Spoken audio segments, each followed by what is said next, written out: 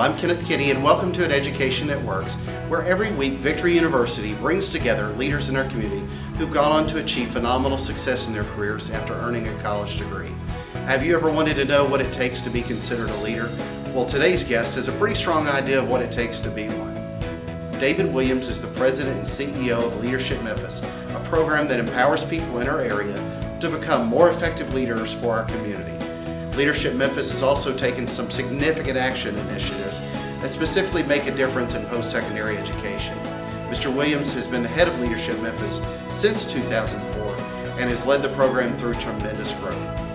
So join me now with David to learn some of his secrets to success on Victory University's An Education That Works.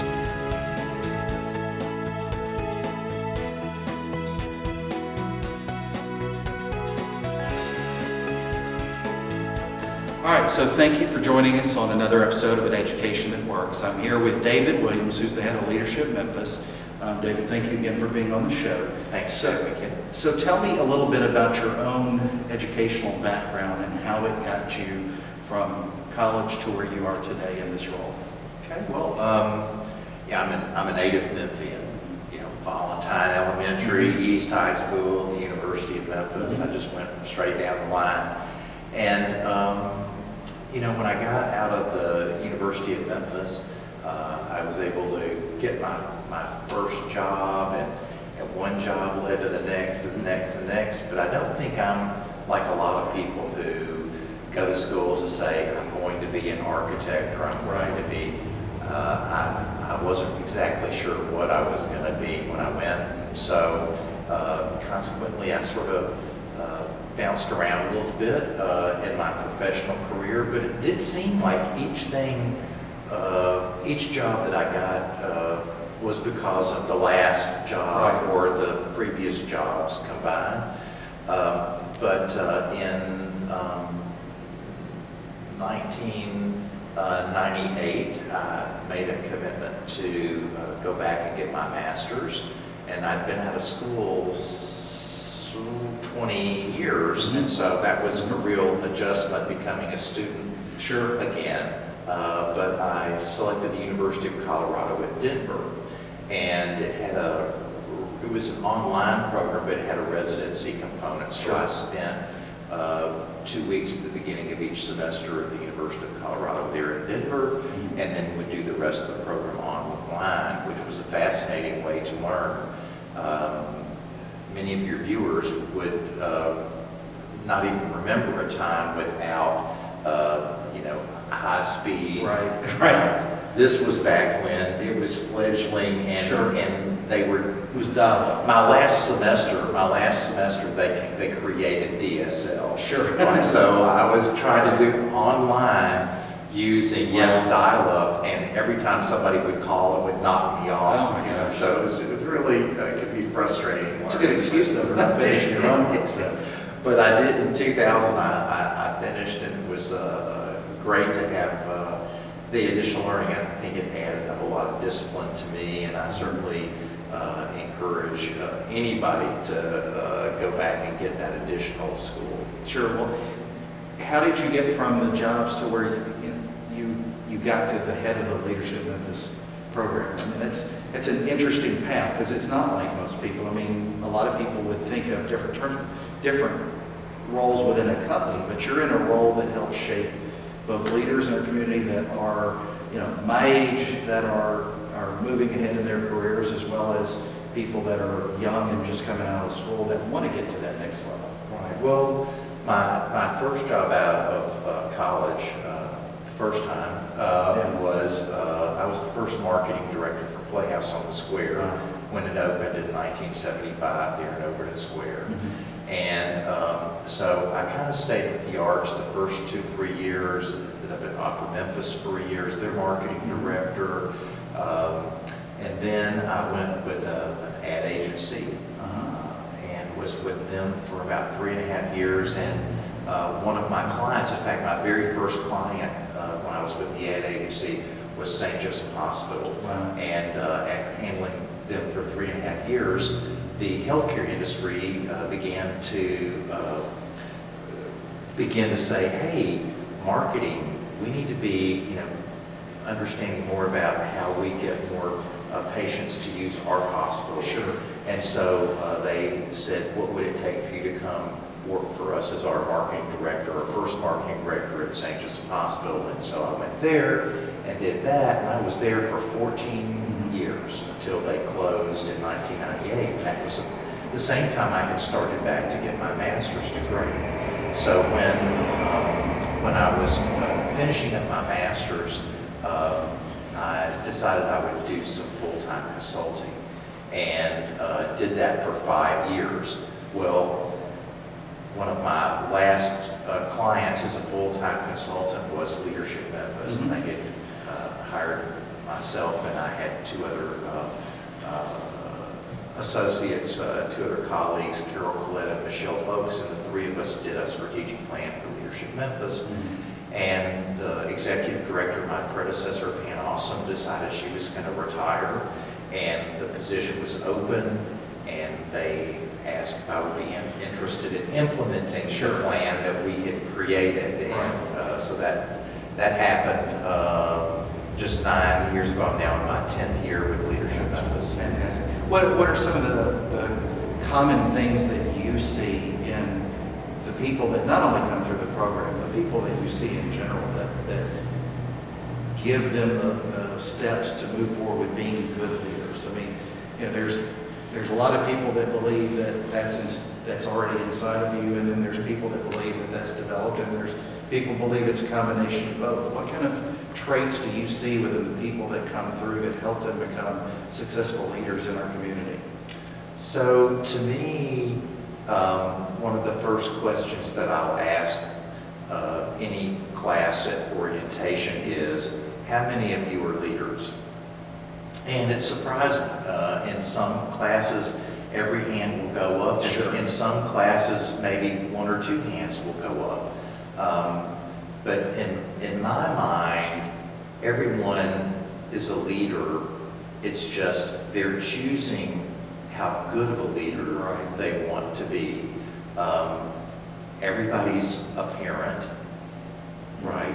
Well, that's, like it or not, that's leading. Absolutely. And we have good leaders and not as good leaders when it comes to parenting. So there are those people who want to continue to learn. They're going to be lifelong learners, and I find that very often those are the people who tend to really excel at leadership because I think it's an ever-changing, ever-evolving dynamic, right? Leadership is. And people who are willing to learn are also willing to learn to be flexible, because if you're looking to lead this person, not everybody wants to be led in the same way. So you have to be a little bit flexible in your leadership styles, how you choose to lead.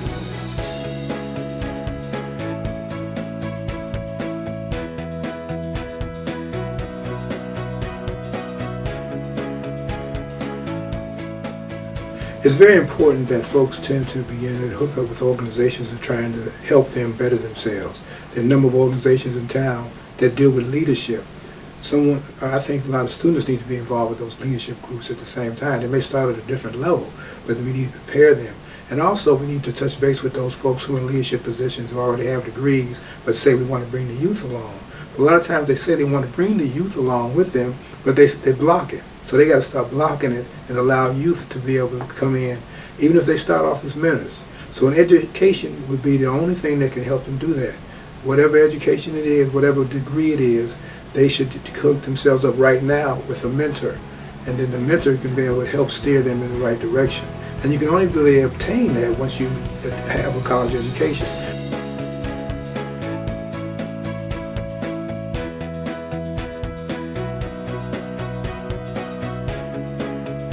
Now it's so many people who have things going on with their children, with their job, pulling in so many directions, and you were in the early onset of online education. Why do you encourage people to pursue that path as well, or do you? I do. In fact, one of our action initiatives for Leadership Memphis is something called the Memphis Talent Dividend, which is how to increase post-secondary attainment for our community by 1 percentage point. And that makes such a big economic impact. Right, $1 billion annually if we could do that 1 percentage point. So yes, we're very committed to that, and so you know, somebody who goes back to school, what are they going to accomplish with that? Well, one, they're going to gain knowledge, and hopefully that knowledge will also translate into understanding. Sure. Because it's one thing to know something, it's another thing to understand how to apply that knowledge.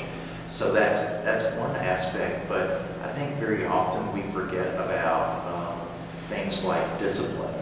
I think about what I had to go through. I was working full time. I was also a musician and playing in a band. And so here I was trying to juggle a full-time job, playing in a band, and getting my master's degree. And so I can remember, I realized I couldn't do it in the evening after work. I just was too tired. And so I just made a commitment. I would get up every morning at 3 o'clock, and I would study until it was time to go to work. That also helped with that online connection. Right. Don't get many calls between 3 and 7 o'clock in the morning. But I think knowledge, understanding, and also discipline, and all those and other things in between. Sure. Well, and it's a sense of accomplishment too. I mean, everybody that typically goes, especially as an adult, that goes back to finish their degree. There's so many people out there. There's a pool of roughly 30 million people in the country that started their degree and didn't finish. At least for recent statistics I heard, and they want to go back so they can get a better job, become a better leader. Well, in the Memphis area, there are over 200,000 people who started but did not finish. And I mean, that's a bigger number than the city of Chattanooga. Wow. Right? Over 200,000 people. And so that's another program we have at Leadership Memphis, where we have something called Graduate Memphis. It's a college resource center funded by the Plow Foundation, and it's located in the Benjamin Hooks Library, the main library at 3030 Poplar. And any adult that even thinks they might want to go back to college, that could be a 2-year, 4-year college, but it could also be a vocational school. But if they'd like to just go back and reconnect with some sort of a post-secondary learning experience, we have trained advisors. It's absolutely free. They can call, they can ask whatever questions they want. If they're interested in pursuing it further, we actually stay with that person all the way through until it's time for them to be handed off to the admissions person at a college. And then we will need to stay involved with that person throughout their college career, just to make sure that if they need any help, that they've got somebody to fall back on. Well, so kind of two groups of people I'm going to ask you this question about. What kind of advice do you give to, I'm sure you're well connected with people that are my age that have now millennial children. What advice do you give to those type of 20-something girls who are just getting out of school as to how to do best in their own careers going forward? The economy has changed. You know, if you're 40 years old, it's easier for you to understand where the world is today as far as getting a job and what you've got to do. And you've got connections like Leadership Memphis or LinkedIn. But, for a lot of the 20-year-olds, they don't know how to ascend to that next level, so that they want that. Quite a few of them still want it. But how do they become, the future leaders of our community if they can't find a job? So what kind of advice do you give them as they're exiting schools right now, colleges, universities, and what they need to do to move forward in their future? Well, we'd want to define exiting, because there are those that exit with a degree and those that exit without a degree. And we know the statistics statistics are there, and I wish I could give you the precise numbers, but I can just say it's something like if you have a college degree, you're 4 times more likely to be employed than someone with just a high school diploma or less. So when the unemployment rate is higher, there are a disproportionate number of those who have a high school diploma or less that make up that number. Those that have a college degree, it's something like 2–3%. And I know we hear a lot of stories on the news where it's like, oh, here's this college student that can't find a job. And there are going to be some that fall into that category, but percentage-wise, statistically, it's a very small number. So the odds are in their favor if they do complete and go forward. So, then let's say that they do have their degree, and what is that next step? And you just cannot replace an old-fashioned term called relationships. And so it's important, so very important to develop those relationships. I know from my life, and I don't think it's that different today than before, maybe the types of relationships are different, but I still run into and see people that I went to college with, and that was in the early 70s, and very often those are the people that I turn to or that turn to me, and we stay connected in ways that have benefited my career. I think I've helped some people with their careers, and those relationships, there's no substitute for that. Someone picking up the phone and saying, hey, I just heard about this job that's available, or someone that's perhaps a little bit closer that provides some advice, ongoing advice and counsel. I have friends that to this day, it's like I have a question about a career decision. Maybe it's for me, maybe it's for somebody else, and you make that call. It's like, hey, I was thinking about this, and so those are people that help keep you grounded, and help keep you connected to the many other outlets there are. Well, and we know, there are plenty of exceptions to the rule. There's, Michael Jordan and Steve Jobs and Bill Gates are going to be fine if they never set foot on a college campus ever. But statistically, it always argues in their favor to finish a degree and to have it. So relationships, developing those, will really impact somebody in that era, the 20-year-olds that are graduating. Do you give any different advice for the ones that are now in the generation that are, say 40 years old or 35 plus, that didn't finish their degree, but they're now going back, trying to get that change? Is there a different type of advice you might give? Because a lot of these people that, although education can be intimidating when you got a couple of kids and you're going back and finishing your degree, it can be overwhelming. But at the same time, they often have some of the relationships that the 20-year-olds don't have exposure to. And just knowing how to leverage those is, for example, through a program like Leadership Memphis, or just the way people connect on LinkedIn. They really have a lot more resources than I think they have. But do you give a different type of advice to that age group plus? Well, to someone that's going back to school, I think it's just, you gotta gut it out. Right. Yeah, you've got to negotiate with your family and make sure that they're gonna be okay. They got to do with a little bit less of your time so that you've got the time to put into schoolwork. Yeah, you may have to negotiate a little bit with an employer that you have about, hey, I'm back to school.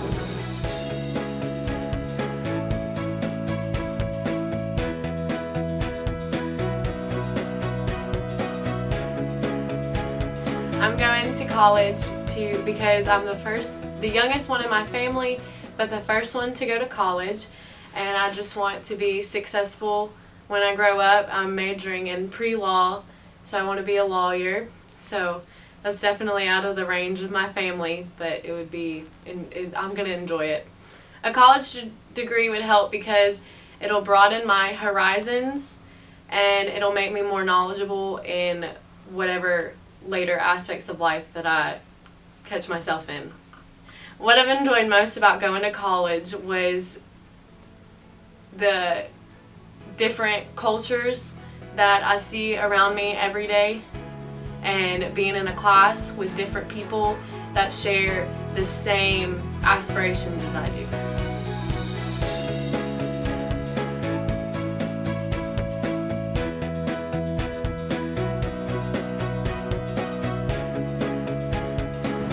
So what type of advice do you give to colleges and universities in our community today to help better prepare our own students for helping the Memphis community, becoming better leaders for tomorrow? Well, it's not often that I give college presidents Sure. advice, but I would just say maybe some observations are, I think for many of the colleges and universities, they understand now that, you know, the non-traditional, the adult, is the larger portion of their student body. And so a lot of colleges and universities are becoming more in tune with what does it take to better meet the needs of the adult student. I know I taught adjunct at the University of Memphis for a total of 4 years, and it was the adult learners who had come back that I was so thankful and grateful for those adults, because they were the ones that really seemed to appreciate that learning opportunity. Well, you saying that it's an opportunity, it's not just a passing experience in your life. And every professor, not to cut you off, but every professor wants a student to be engaged and appreciative in class. It's so true. And when somebody has to work to come back and they appreciate the opportunity, it makes all the difference in the world for how engaged a student would be for you as a professor. And I think one of the things that we learned through our Graduate Memphis program is there are three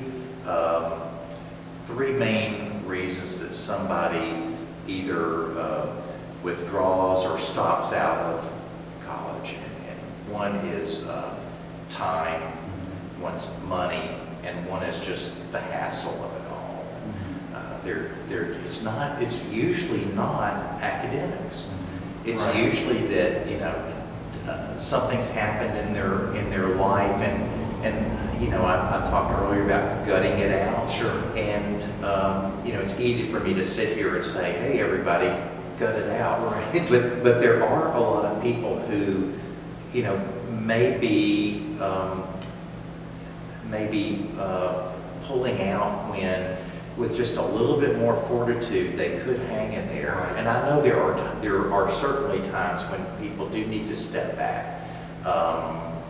And so I'm not trying to take anything away from them. Oh, sure. But there are those people who, you know, I could just say, you know, please just take another deep breath and think about, figure it out, because once you do stop, it is so very difficult to make that commitment to start back. So there's that, and on the money, you know, I think there are more options today than there have been, and so get with someone who could help figure that money thing out. Sure. Well, my last question is, what do you think, you know, if you're not talking to college presidents, what can you tell our not necessarily our mayors, but community leaders to help the community create better leaders of tomorrow for, you know, as necessarily products of leadership in Memphis, but if you're telling our community to invest in any one thing or group of things, what is that to help better our community? Well, I mean, that's why we're kind of all in on post-secondary attainment, because we know from a national organization called CEOs for Cities, that 58% of a city's success is the single best indicator. Post-secondary attainment, 58% of a city's success can be directly attributable to the level of post-secondary attainment in that community. Memphis is ranked number 1 in poverty. We're like number 4 in unemployment. We're number 47 in post-secondary attainment. So the correlation is there. It's easy to see. It's statistically significant. And so a lot of employers, a lot of business people, and I think a lot of the colleges and universities that are working with employers, it's all beginning, the pieces are beginning to fit. It's beginning to come together that, yes, we've got to get post-secondary attainment up. Something like 63% of all future jobs are going to require some level of post-secondary attainment. So, you know, if we want to have happy employers, if we want to have, you know, a thriving economy, we've got to have, yes, jobs, but we also have to have the educated workforce to fill those jobs. I usually talk about it like, it's like climbing a utility pole. You know, you wouldn't try to, you know, climb with just one arm. You'd want to use both arms to do that. Sure. So you want to have the jobs, but you want to have the educated workforce, and you want those to kind of go up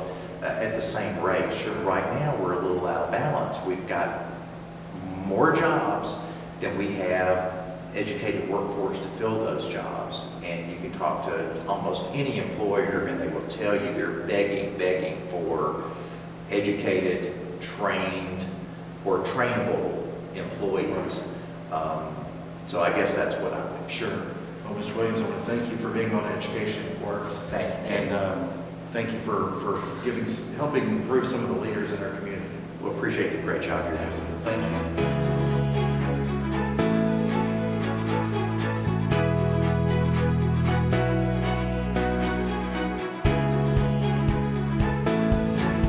So if you or anyone you know wants to become a more effective leader in our community, or just earn a college degree, or maybe even change the world, then I urge you today to go to aneducationthatworks.com. On behalf of Victory University, thank you for an education that works.